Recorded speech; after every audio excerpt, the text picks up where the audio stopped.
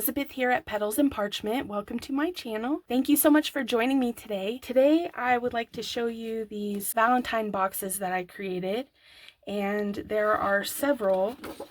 Each one you can put a base in to reinforce the bottom, and there are a few different designs. This one got messed up in my printer, but I think I can still save it. And this one, and I'm gonna get the box cut out and show you how to assemble it, and then give you some ideas for what you can do with them. Be right back. I want to show you some of the backing sheets too before I cut them out. And if you're in the membership, which is only $5 a month, by the way, for dozens and dozens of pages every month, then you'll get all three of these boxes, and I am giving one as a freebie to the group.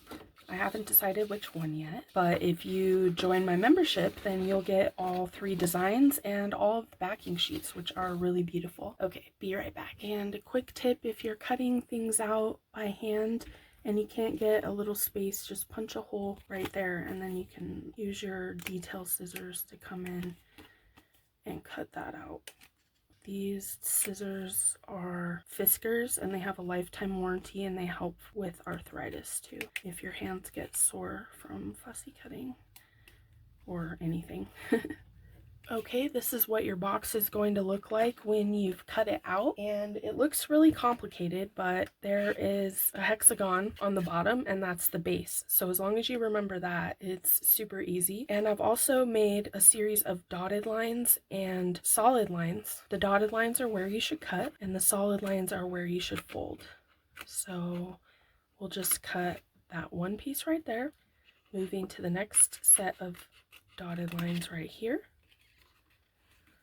There's a set of dotted lines here, and you're only simply cutting to the end of the dotted lines. That's it.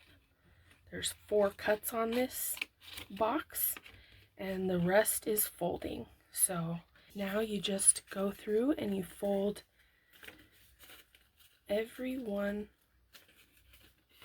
of your lines, making your way across the box.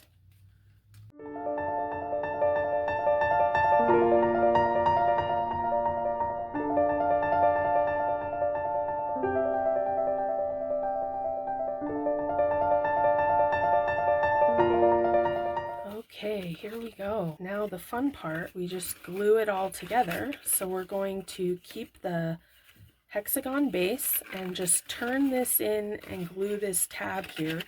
But you want to make sure to put the hexagon tabs on the inside of the box as well. And then you just make your way around, gluing everything inside. So let's open it back up and do that a little bit slower together. It doesn't matter what type of glue you use. I'm using art glitter glue just because it grabs really quickly, and that will help me in this project. But you can also use clips to help you keep it in place while it dries. So the first step is to assemble the base. So I'm just going to put a little bit of glue here and turn my paper so that the bottom of the box on the first edge here lines up, and it's grabbed pretty well. So then I'm going to glue this tab to this side and just continue gluing one tab at a time and keeping it as close to the meeting edges as possible. And then I'm going to continue turning it into itself and glue this side to the bottom.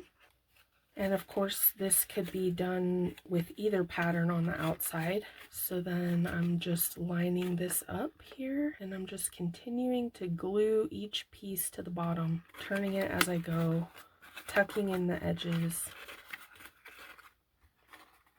Now this one has 3 pieces, so first things first, I'm going to glue this one to this one.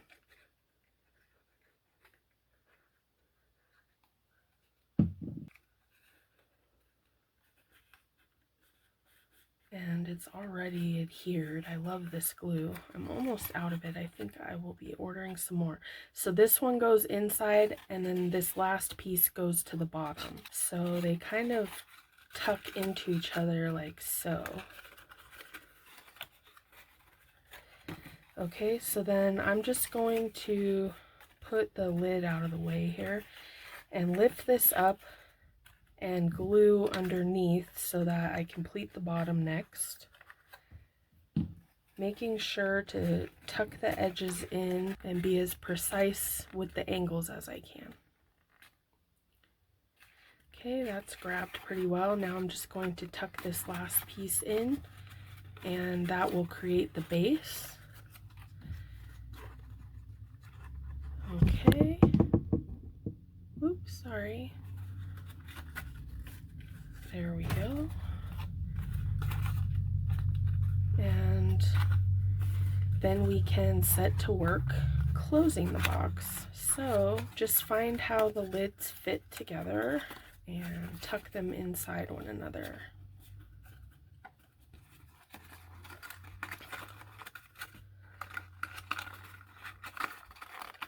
Like so.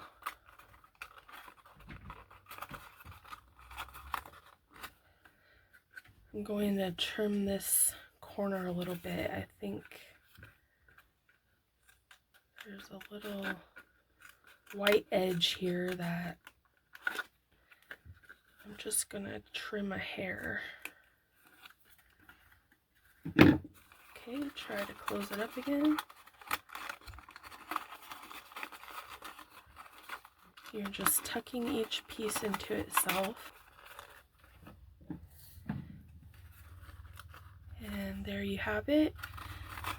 A geometric box that we can then fill with treats for our loved ones. And you can further decorate by taking one of these hexagons that have designs, and you can cover the bottom so that it covers all of the glued edges. This one is one of my favorites. Will you be my Valentine? Check yes or no. And so I will put that in there, and then maybe some lips and a little heart. And then look how cute, I've got these little Valentine hearts, so I thought it would be cute to include, oops, a few of those in there. And maybe some chocolate. I also got these cute mini roses. I got these things at Hobby Lobby. I plan to make a shaker tag next. So I got these little polymer clay chips, which I think are just so cute. So stay tuned, and maybe there will be another video this month. And then you just close this up. Your child can make these to pass out at school, or you can make it for your sweetheart, or you can make it for your coworkers. Just some cute little geometric puzzle box to brighten someone's day. There are several different designs, and they fold up so easily when you know how to do them and come together really quickly. Super cute project. I think I need to go back and make my creases a little bit crisper and cleaner.